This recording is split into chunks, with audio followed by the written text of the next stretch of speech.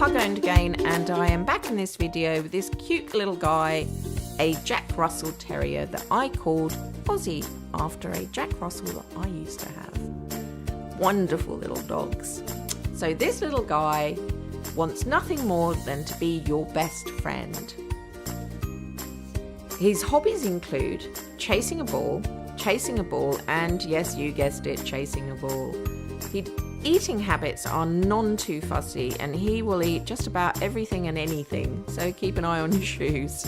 Okay, so I started in Cass with the Jack Russell that they have, and I stripped it back to white and then started to model him, trying to get that Jack Russell shape, so more square, more boxy, the face a little bigger, the ears a little bigger, and lots of pulling and pushing on the sliders, and I'll make him sit and stand so I can check the shape. And then I started to map out how I wanted him to look, and I wanted him to look like my Aussie, so that's how I painted him. And paying a lot of attention around the eyes, because I keep saying it, I really think that their eyes are what makes them more realistic. So I go in and I map out the brow bones, the eye socket, so I know where I'm shading, where I'm adding highlights and what have you. And then I set about trying to make them look more realistic. Sometimes it's easier, sometimes it's harder. It was quite easy with this one. I did him really fast. I think it was like 8 to 10 hours, and for me that's really fast. You know, with lots of breaks again, playing with the chickens, throwing the ball for Bonnie. So I was pretty pleased that I got it done so quickly.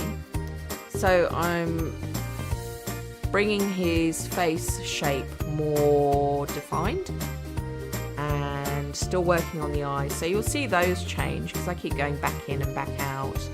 And then with the ears, sometimes I'll change the shape so I can paint inside. And I wanted him to have that velvety, soft ear feel.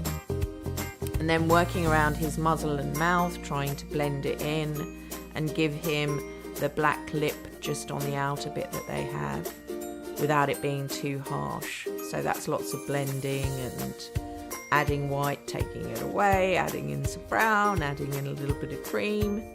So it's all about just blending, really.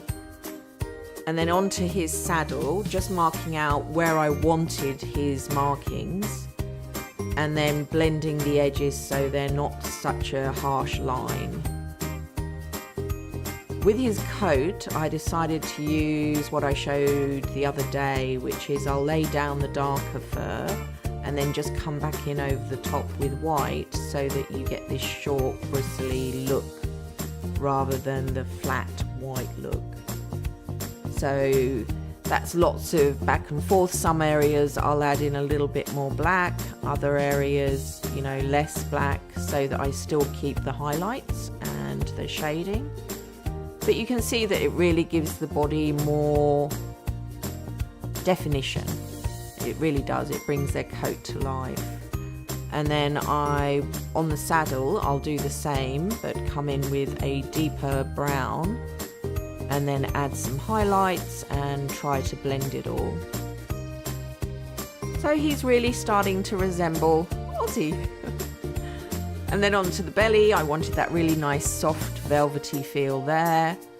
So I used that same trick that I use, and I also added in a little bit of pink so it looks like he's got some fur.